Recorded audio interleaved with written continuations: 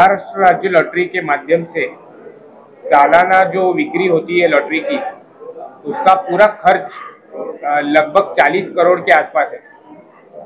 और उससे मिलने वाला जीएसटी और टीडीएस जो ये इंक्लूड नहीं करते उसमें, जीएसटी और जो टीडीएस इनकम टैक्स जो है ये गवर्नमेंट में ही जमा होता है, ठीक है। तो ये जो लेकिन ये अलग रखा जाता है, ये प्रॉफिट में नहीं दिखाते वो। इसके वजह से वो ऐसे पोर्ट्रे करते हैं कि लॉटरी नुकसान में है।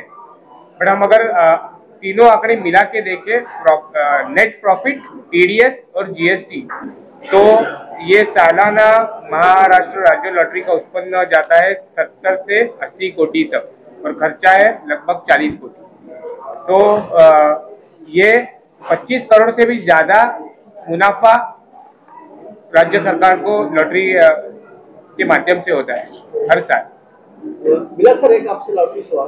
बिलास सर, यहाँ पे जितने लोग आए थे लॉटरी विक्रेता, कहाँ से आए थे? जो हजारों की संख्या में महिला पुरुष आए, तो ये जिस तरह से मिलावा सक्सेस कहा जा सकता है।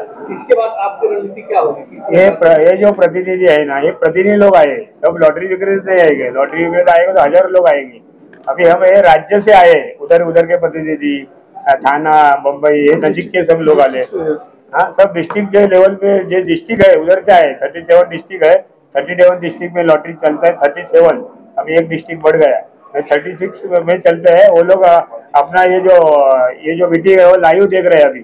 समझा, वो लोग को इधर आने को नहीं मिल रहा है, लंबा है करके हमने उनको ये सब आप लोग जो कर रहे हैं वो उनको बता रहे। लेकिन ये लोग सब आंदोलन के लिए, ये सब मुंबई में आने वाले हैं आंदोलन के लिए। वो आने वाले आज मीटिंग का उनको सब जाएगा ये डाटा। तो आप भी है ना, कभी अजीत दादा मिलेंगे किधर तो उनको पूछो, मंत्रालय में जाके वो ओपी गुप्ता है उनको पूछो कि आप क्यों लॉटरी बंद कर रहे हैं।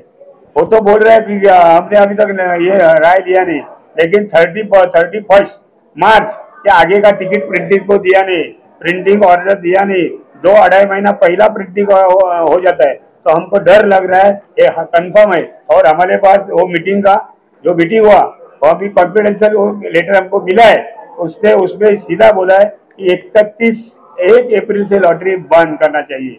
जो उनका स्टाफ है लॉटरी में, जो मंत्रालय में जो स्टाफ है वो जीएसटी में ट्रांसफर करेंगे, नहीं तो वाशी में जो उधर 50-60 स्टाफ है वो सरकार में किधर की कॉन्ट्रैक्ट पद्धति में लगाएंगे। इतना सब उसने तैयारी किया है, हमको किसी को कुछ मालूम ही नहीं। इसका मतलब क्या है, वो चर्चा में हमको ले लो, लास्ट चांस अभी अजीत दादा के पास है, उधर अपना सब डिक्लेयर हो जाएगा।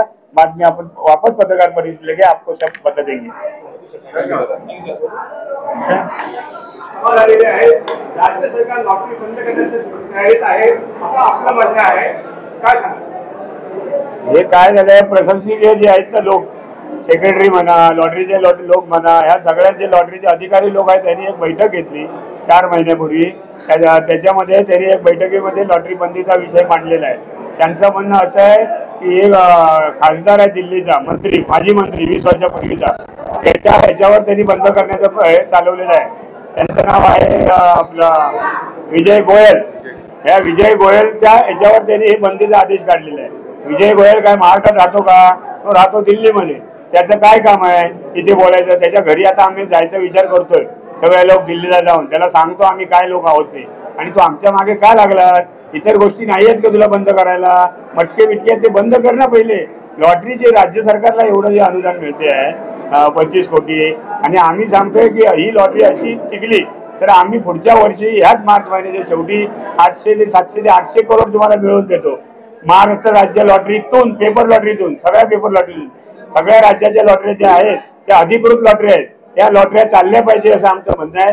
आम्ही म्हणत नाही त्या बंद करा, पण आमची लॉटरी बंद झाली तर मात्र आम्ही कुठलीही लॉटरी चालू देणार नाही महाराष्ट्रात, हे आम्ही तुम्हाला सांगतोय। आणि ही लॉटरी बंद झाली तर सगळ्या लॉटऱ्या आपोआप बंद करणार।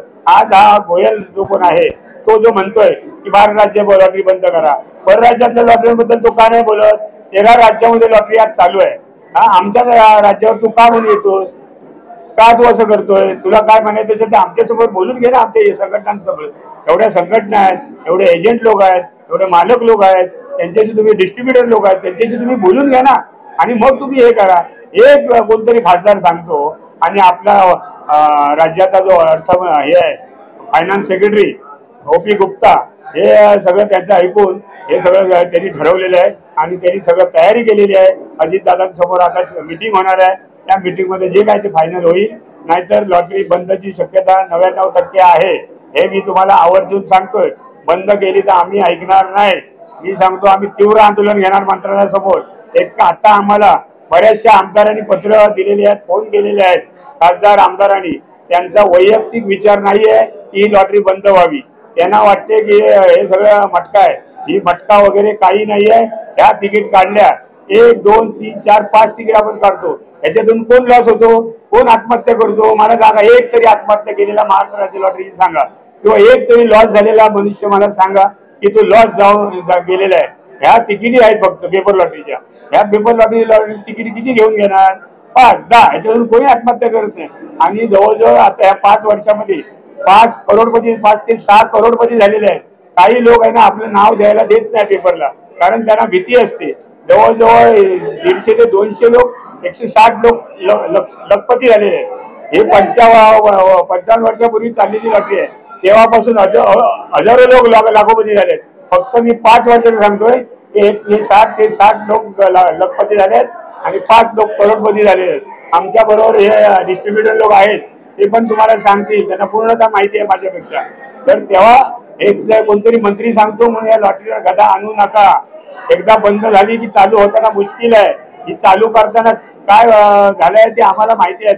55 वर्षापूर्वी जुगार हे मटके बिटके हे लोक खेळतात. त्याच्यासाठी हे कंट्रोल येण्यासाठी ही लॉटरी चालू केली आहे. आता जर ही बंद झाली तर सगळे फोपावणार आहेत.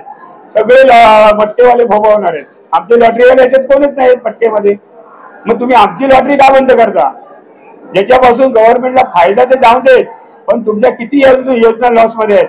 त्या योजना बघा ना, त्या योजनामध्ये तुमचे किती पैसे जात आहेत. मग आमचे जर 700-800 कोटी तुम्हाला मिळाले त्या योजनेला वापरता येतील ना. म्हणून तुम्ही लॉटरी बंद करू नका. बंद केलीत तर एकाला फिरायला देणार नाही. जे याच्यात आहेत ते मंत्रालयातले असू देत आता आणखी कोण असू देत. एवढं मी तुम्हाला आवर्जून सांगतो.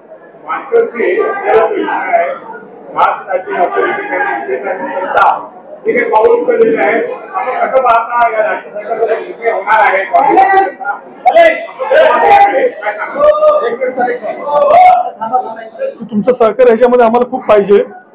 गेले 4 महिन्यापूर्वी हा कटकारस्थान रचला आणि आम्हाला कळलं. आमच्या सातवडेकर साहेबांना कळलं. आम्ही एक ग्रुप बनवला. आमचे सर्व लॉटरी विक्रेत्यांचे नेतृत्व करणारे सगळे प्रतिनिधित्व करणारे सगळे नेते आम्ही एकत्र वारंवार बैठका घेतल्या आणि शासकीय दालनात आम्ही आता अजितदादांबरोबर उपमुख्यमंत्री माननीय त्यांच्यावर मीटिंग घेऊन या विषयाला वाचा फोडणार आहोत. आणि माझं असं म्हणणं आहे की लॉटरी कदापि बंद होऊ नये. की भावना मी असं सांगतो राज्य सरकार आणि लॉटरी संचालय यांची जी नामुष्की आहे, कारण त्यांनी लॉटरी चालवता येत नाही आणि त्याच्या खापरतात लॉटरी विक्रेत्यांना फडतात की तुम्ही सेल देत नाही. अहो तुम्ही एकही ऍड देत नाही पेपरला, एकही मीडियाला ऍड देत नाही, तर लॉटरी चालणार कशी? आज परवाची लॉटरी 100% सेल इथे करू शकते, महाराष्ट्र राज्य लॉटरी काय करू शकत नाही? याचं खरंच आत्मचिंतन आपल्या राज्य गव्हर्नमेंटने आणि लॉटरी संचालन करण्याची गरज आहे.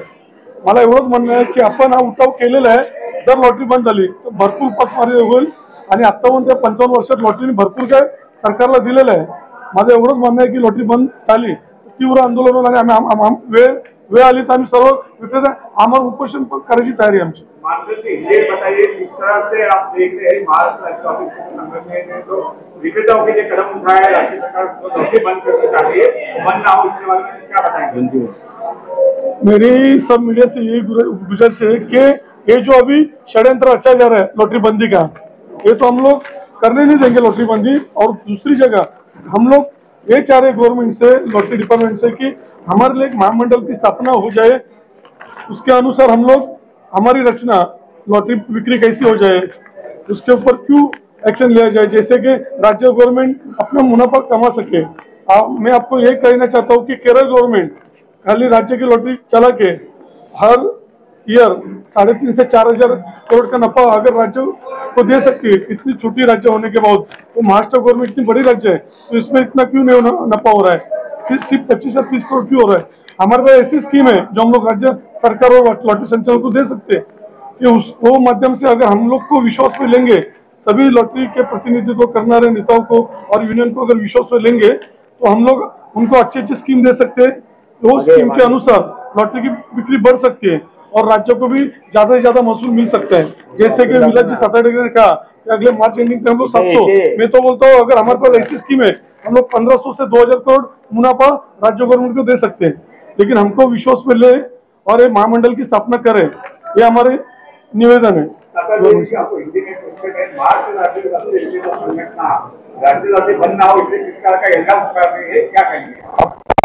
मीटिंगवर आमचं लक्ष आहे।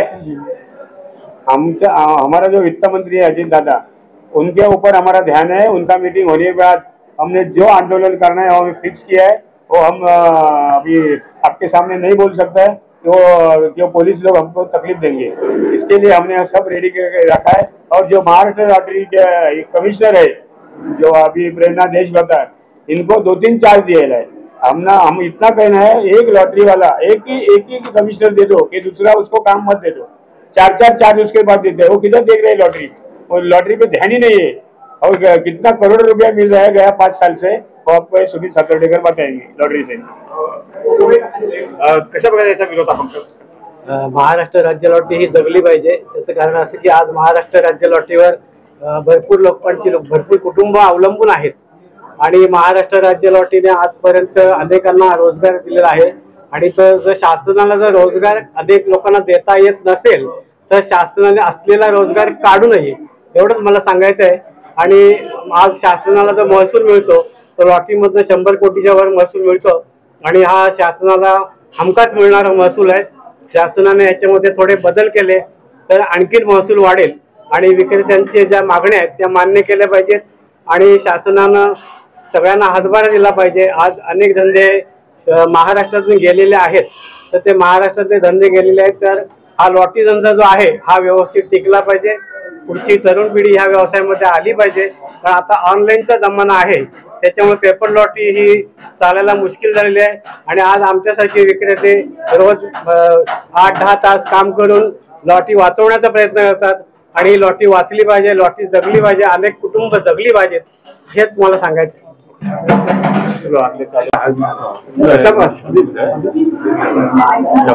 मधून आहे डिस्ट्रीब्युटर आहे। महाराष्ट्र राज्यासाठी किती वर्षाची याला परंपरा आहे आणि सरकार जो निर्णय घेते याला कशा प्रकारे आपण विरोध असणार आहे? ऍक्च्युली काय ही 55 वर्षापासून चालू झालेली लॉटरी आहे आणि याला परंपरा आहे, चांगलं आहे, ब्रँड आहे।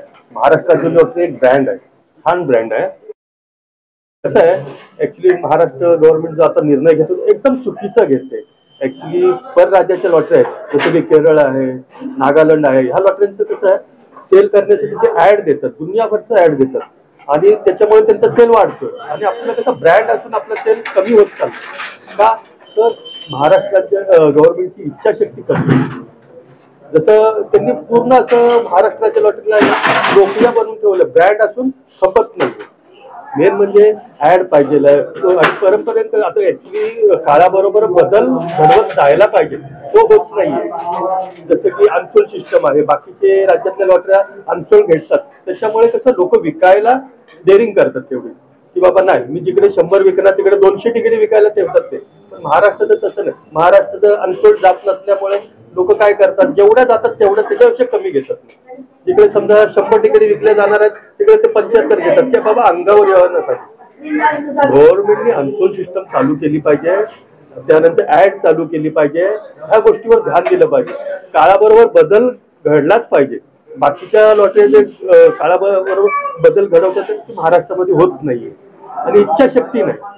मेन म्हणजे इच्छाशक्ती पाहिजे गव्हर्नमेंटची की बाबा नाही याच्यामध्ये काहीतरी आपल्याला बदल घडवायला पाहिजे, सेल वाढवण्यासाठी काय। आता जास्त कशाला ऍडसाठी रेव्हेन्यू भेटतो 2 करोडचा काहीतरी आहे, तोही गव्हर्नमेंटला रिटर्न गेला का ऍडच केली नाही। एवढा पैसा दिला असून पण तो ऍडसाठी वापरला नाही गेला, ते होता कामा नये। ऍड दिली पाहिजे आणि काळाबरोबर बदल घडवत गेला पाहिजे। आता समजा ह्या लोकांनी निर्णय असा घेतला तर आम्हाला आंदोलनाशिवाय पर्याय नाहीये, त्याच्यात लाखो लोकांचं पोट चाललंय सध्या तरी। थँक्यू।